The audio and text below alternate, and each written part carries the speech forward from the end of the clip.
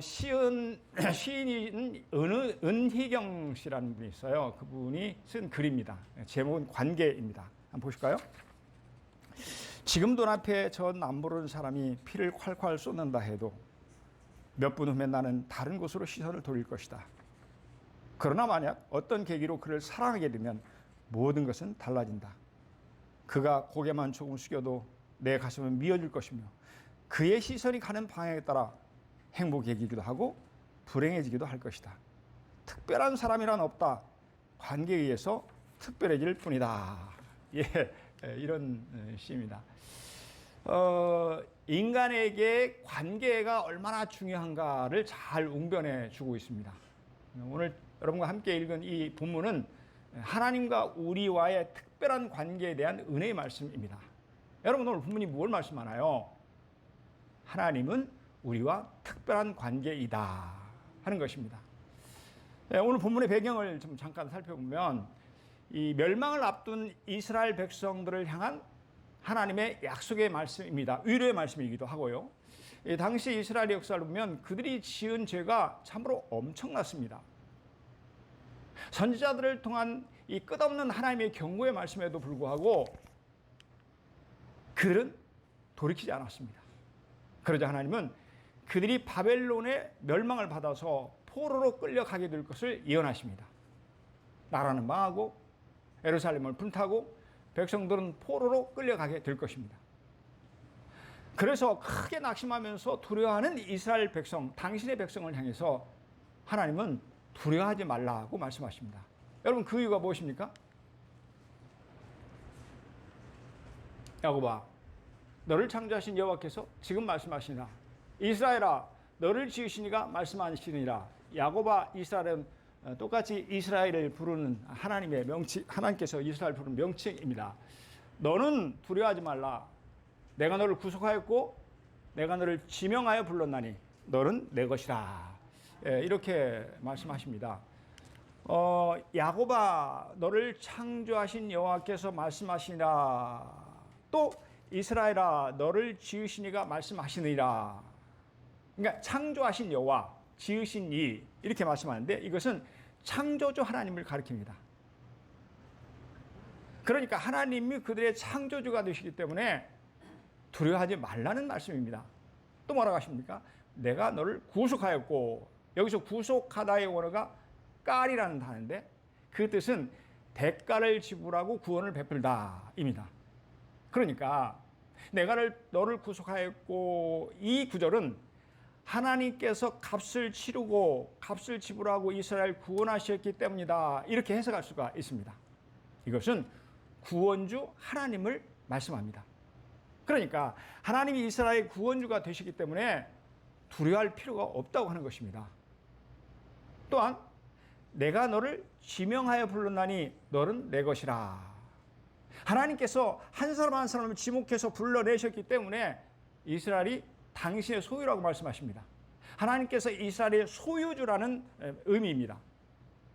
하나님이 그들의 소유주가 되시기 때문에 두려워하지 않아도 된다는 그런 말씀입니다. 정리해보면 이같이 하나님께서는 이스라엘의 창조주가 되시고 구원주가 되시고 소유주가 되시기 때문에 염려하지 말라고 말씀하십니다.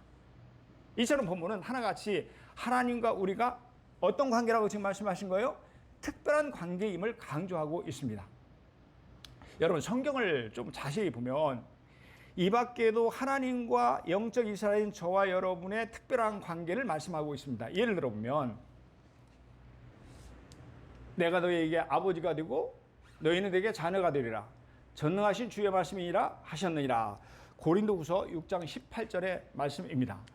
그러니까 하나님은 우리 아버지, 그리고 우리는 그분의 자녀라고 합니다.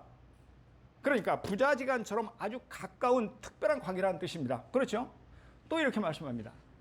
신부를 취하는 자는 신랑이나 서서 신랑의 음성을 듣는 친구가 크게 기뻐하나니 나는 이러한 기쁨으로 충만하였노라. 예, 요한복음 3장 29절 말씀입니다. 여러분 기억하실지 모르겠는데 예수님에 대한 세례 요한의 고백입니다. 그는 예수님을 신랑으로, 그리고 성도를 신부에 비유합니다. 그러니까 예수님과 우리는 마치 신랑 신부처럼 특별한 관계라는 그런 의미입니다. 그렇죠? 자, 우리 함께 얘기하겠습니다. 시작. 나는 선한 목자라. 나는 내 양을 알고 양도 나를 아는 것이. 예수님께서 말씀하신, 예수님께서 자기 선언입니다. 내가 누군가 하는 것을 우리에게 말씀하신 거죠. 뭐라고 하십니까? 예수님은 목자, 그리고 우리는 양으로 비유합니다. 그러므로 목자와 양처럼 우리는 주님과 특별한 관계라는 말씀입니다. 그렇습니다. 하나님과 우리는 특별한 관계인 줄로 믿습니다. 아멘. 이런 말이 있어요. 기독교는 종교가 아니라 관계이다. 기독교는 종교가 아니라 관계이다. 이 말은 하나님과 나의 관계, 예수님과 나의 관계가 아주 중요하다, 아주 소중하다는 그런 말씀입니다. 여러분, 아무리 능력과 인격이 훌륭한 아버지가 있어도 그 아버지가 나의 아버지가 아니면 그분의 인격이나 능력이 나와는 상관이 없습니다. 그렇죠?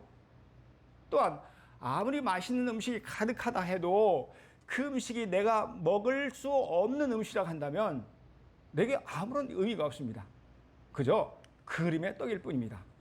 하나님도 마찬가지입니다. 하나님은 전능하신 분이십니다. 그분은 말씀으로 천지를 창조하셨고 능력으로 세계를 붙들고 계십니다. 하나님은 당신을 찾는 자들을 도와주시고 은혜와 복을 풍성하게 내려주시는 참 좋으신 분이십니다. 그럼에도 불구하고 그분이 나의 하나님이 될 때만 의미가 있습니다. 여러분 아멘입니까? 사랑하는 여러분, 하나님은 우리의 하나님이신 줄로 믿습니다. 하나님은 저와 여러분의 하나님이신 줄로 믿습니다. 그래서 우리는 행복한 자인 줄로 믿습니다. 아멘. 자, 그렇다면 하나님은 구체적으로 우리와 어떤 관계인가? 특별한 관계라고 말씀하고 있는데 어떤 특별한 관계인가? 첫째, 하나님은 우리의 창조주이십니다. 1절 상반절입니다. 야곱아, 너를 창조하신 여호와께서 지금 말씀하시느니라. 이스라엘아, 너를 지으시니가 말씀하시느니라. 이렇게 말씀하죠. 말씀드린 대로 우리는 하나님과 특별한 관계입니다. 하나님은 저와 여러분의 창조주이십니다. 이스라엘 지으신 하나님이 또한 우리를 지으셨습니다. 그래서 창조주 하나님은 저와 여러분을 참으로 귀하게 여기십니다. 오늘 본문 4절 상반절입니다. 내가 내 눈에 보배롭고 존귀하며. 우리가 하나님의 눈에 보배롭고 존귀하게 보인다. 이렇게 하나님께서 말씀하시는 거죠. 우리가 하나님의 눈에 보배롭다고 하십니다. 저와 여러분이 당신의 눈에 존귀하다고 말씀하십니다. 왜냐하면 하나님께서 친히 우리를 창조하셨기 때문입니다. 왜냐하면 하나님은 만물 가운데 저와 여러분을 특별한 존재로 지으셨기 때문입니다. 하나님 다음과는 고귀한 존재가 되게 하셨기 때문입니다. 시편 8편 5절의 말씀입니다. 우리 함께 읽겠습니다. 시작. 그를 하나님보다 조금 못하게 하시고 영화와 존귀로 관을 씌우셨나이다. 아멘. 그를 누구를 가리키고 있습니까? 우리를 가리키고 있어요. 저와 여러분을 가리키고 있습니다. 인간을 가리키고 있죠. 하나님보다 조금 못하게 하시고 그래서 영화와 존귀로 관을 씌워주셨다. 잘 알려진 대로 다윗의 신앙 고백이죠. 여러분, 하나님께서는 왜 우리에게 영화와 존귀로 관을 씌우셨나요? 하나님께서 저와 여러분을 지으셨기 때문입니다. 하나님이 우리의 창조주가 되시기 때문입니다. 하나님께서 우리 인간을 창조하실 때 마치 그릇을 만드는 도예가가 도자기를 만들듯이 정성스럽게 빚어 만드셨습니다. 저와 여러분을 최고의 걸작품으로 지으셨습니다.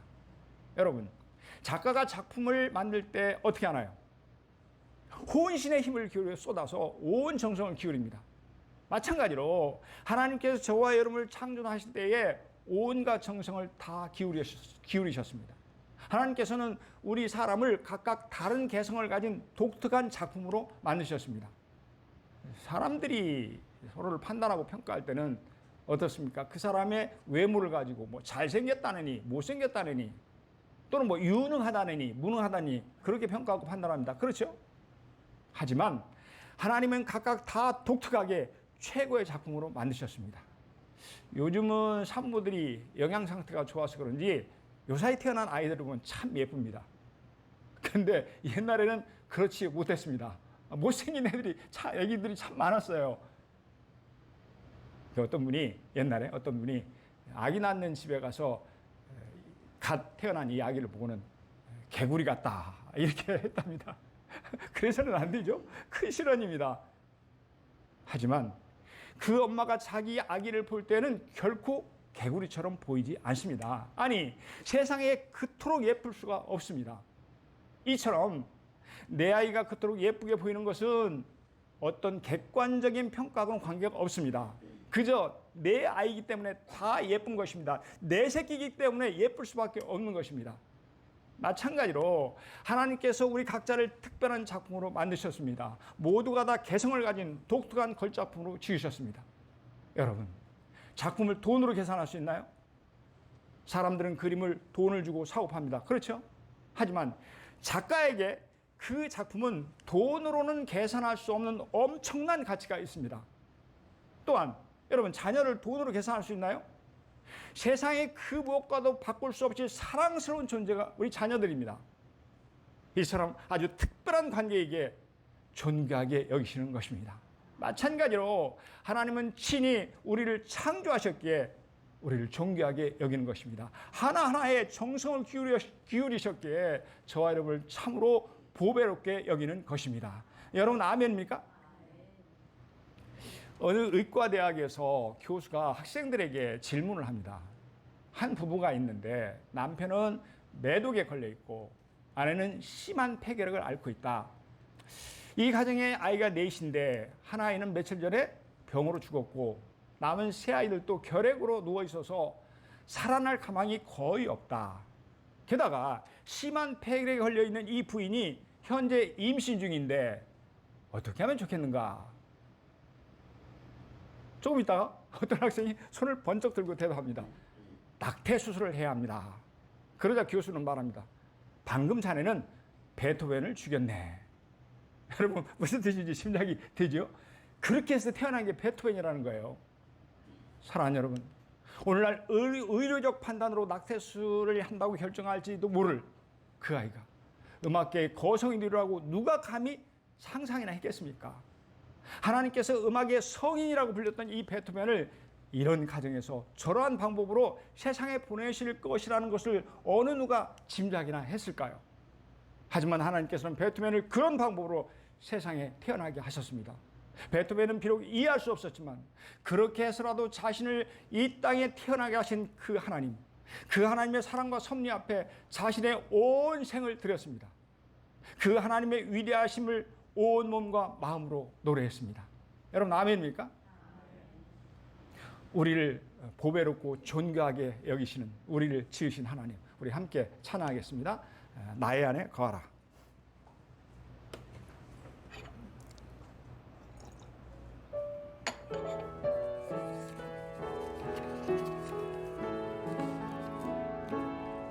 나의 안에 거하라. 나는 내 하나님이 모든 환난 가운데 너를 지키라. 두려워하지 말라. 내가 널 도와주리. 놀라지 말라. 내 손 잡아주리라. 내가 너를 지명하여 불렀나니 너는 내 것이라. 내 것이라. 너의 하나님이라. 내가 너를 보배롭고 존귀하게 여기노라. 너를 사랑하는 내 여호와라. 내가 너를 지명하여 불렀나니 너는 내 것이라. 아멘. 내 것이라. 너의 하나님이라. 내가 너를 보배롭고 존귀하게 여기노라. 너를 사랑하는 내 여호와. 너를 사랑하는 내 여호와라. 너를 사랑하는 내 여호와라.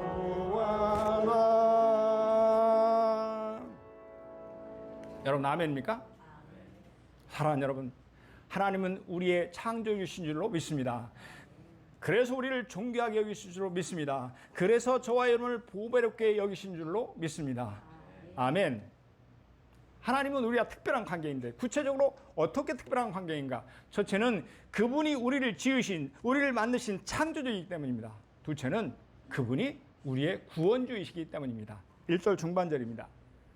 너는 두려워하지 말라. 내가 너를 구속하였고, 내가 너를 구속하였고. 말씀드린 대로 하나님께서 이스라엘의 구원주가 되시기 때문에 두려워하지 말라고 위로하십니다.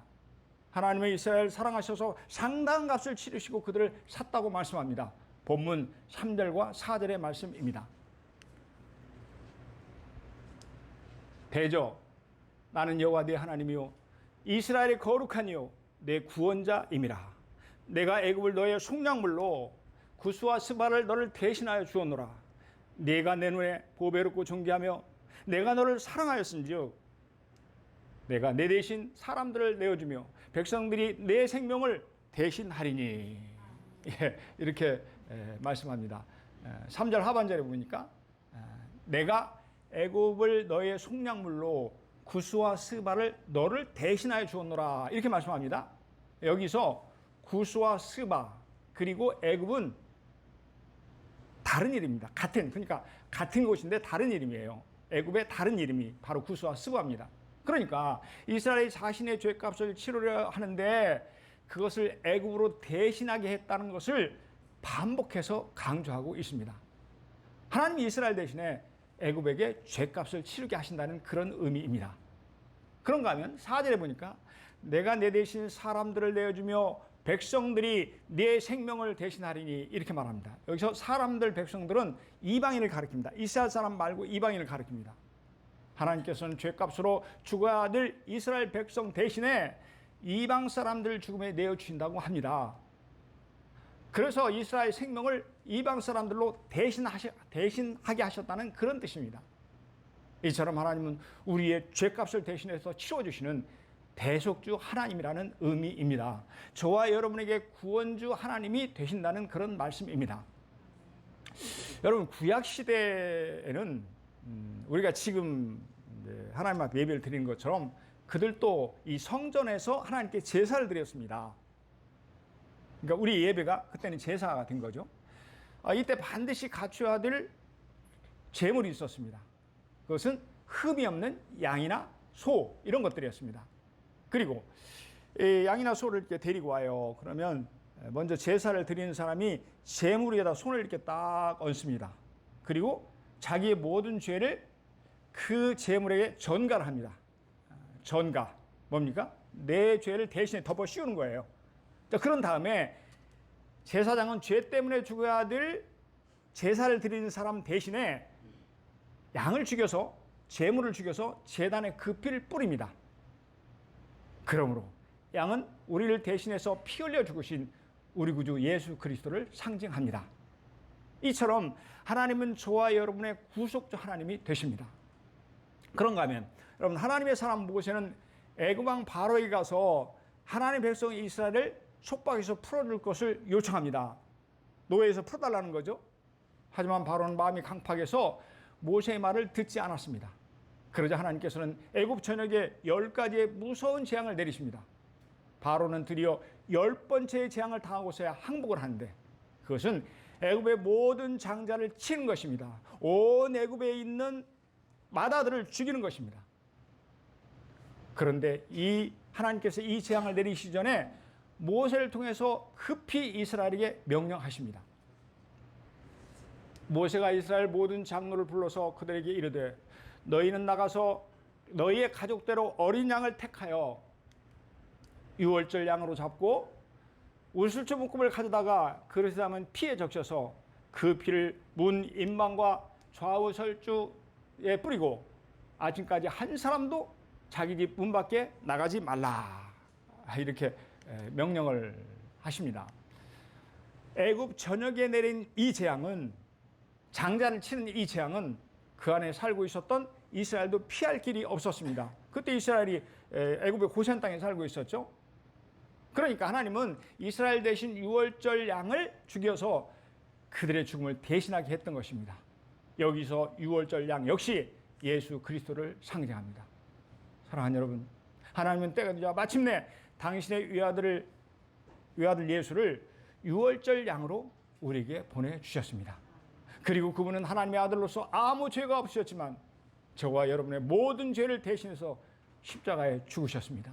죄 때문에 죽어야 될 나를 대신해서 죽으신 것입니다. 그래서 우리는 죄사함을 받았습니다. 대속주 하나님의 크신 애로 살아난 것입니다. 구속주 하나님의 사랑으로 구원을 받은 것입니다. 구원주 예수님의 십자가의 사랑으로 하나님의 자녀가 된 것입니다. 여러분 아멘입니까? 영국에는요 미생물학자인 알렉산더 프레밍이 있었습니다. 그는 1945년 노벨 생리학 의학상을 수상한 세균학자입니다. 세균에 대해서 이렇게 연구하는 그런 학자였어요.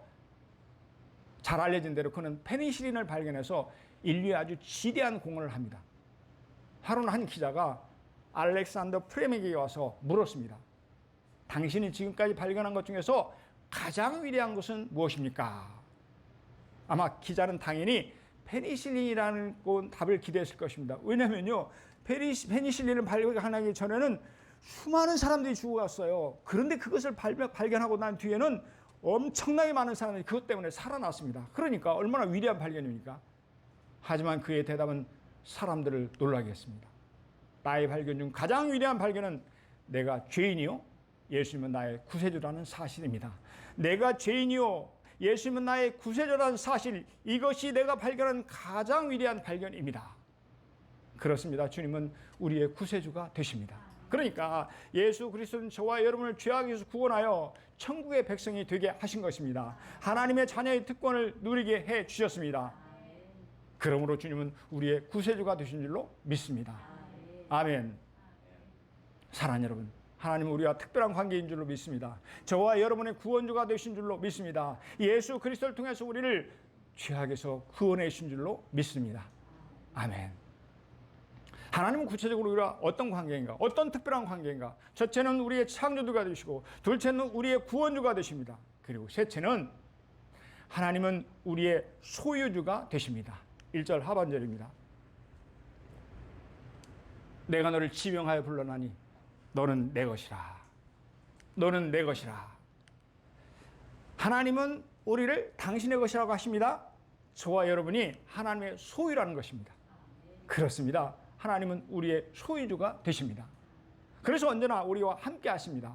2절입니다. 우리 천천히 함께 읽겠습니다. 시작. 내가 물 가운데로 지날 때 내가 너와 함께 할 것이라.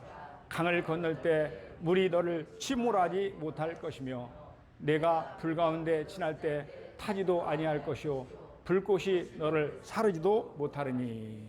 아멘. 뭐라 하십니까? 내가 물 가운데 지날 때에 내가 너와 함께 할 것이다, 이렇게 말씀합니다. 여기서 물은 인생의 고난을 상징합니다. 그러니까 소유주 하나님은 우리가 고난에 처할 때에 어떻게 한다는 거예요? 내가 너와 함께 할 것이다, 우리와 함께 하시겠다고 하십니다. 사랑하는 여러분, 하나님은 예수 믿는 우리들에게 물속으로 지나가지 않을 것이라고 하지 않았습니다. 또한 하나님을 믿기 때문에 불이 내 곁에 오지 않을 것이라고 말씀하지 않으셨습니다. 하지만 하나님의 소유된 백성에게 약속이 주어집니다. 어떤 약속입니까? 임마누엘입니다. 하나님께서 우리와 함께 하십니다. 내가 불 가운데 지날 때 타지도 아니할 것이요 불꽃이 너를 사르지도 못하리니. 비록 환난과 역경이 성도에게 찾아오지만 주님은 그곳에서도 함께 하신다는 말씀입니다. 비록 우리의 인생길이 풍랑이 일고 불꽃이 나를 삼킬 것 같은 환난이 있다 할지라도 전능하신 그 하나님이 나와 함께 하신다면 여러분 무엇이 두렵겠습니까? 나의 연약함과 나의 형편을 밝히 아시는 그 사랑의 하나님이 우리와 함께 하신다면 무엇이 우리를 두려움에 빠뜨리겠습니까? 소유주 하나님은 오늘도 여전히 우리와 함께 하십니다. 여러분 아멘입니까? 그렇습니다. 하나님은 언제나 우리와 함께 하십니다. 또한 함께 하시는 주님은 우리와 신비한 연합을 이루십니다.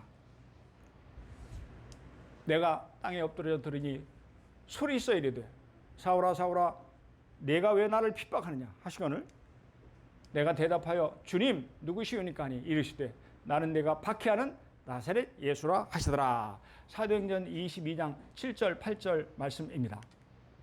부활하신 주님께서 다메섹 도상에서 빛 가운데 만난 누굽니까? 핍박자 사울에게 하신 말씀입니다. 뭐라고 하십니까? 사울아 사울아 내가 왜 나를 핍박하느냐. 또 뭐라고 하십니까? 나는 내가 박해하는 나사렛 예수라. 사울은 주님의 말씀을 이해할 수 없었습니다. 왜냐하면 그는 예수님을 핍박한 적이 없었기 때문입니다. 그가 박해를 가했던 것은 예수님이 아니고 다름 아닌 성도들이었습니다. 그러니까 주님은 우리에 대한 핍박을 마치 당신이 당하신 것처럼 여기시는 것입니다.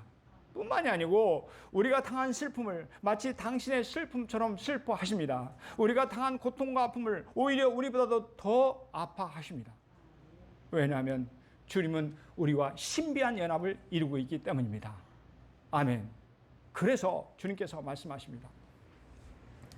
나는 포도나무에 너희는 가지라. 그가 내 안에 내가 그 안에 거하면 사람이 열매를 많이 맺나니 나를 떠나서는 너희가 아무것도 할 수 없음이라. 아멘. 나는 포도나무에 너희는 가지라. 주님의 말씀입니다. 포도나무와 거기에 붙어있는 가지가 하나인 것처럼 주님은 우리와 신비한 연합을 이루고 있다는 말씀입니다. 그래서 주님은 우리를 도와주십니다.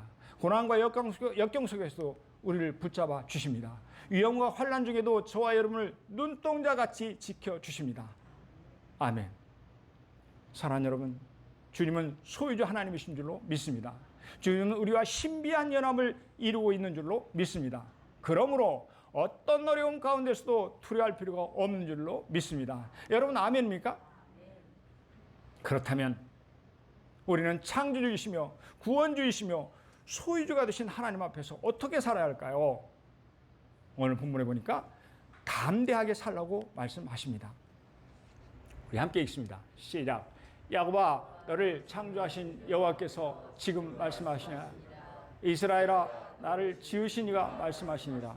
너는 두려워하지 말라. 너는 두려워하지 말라.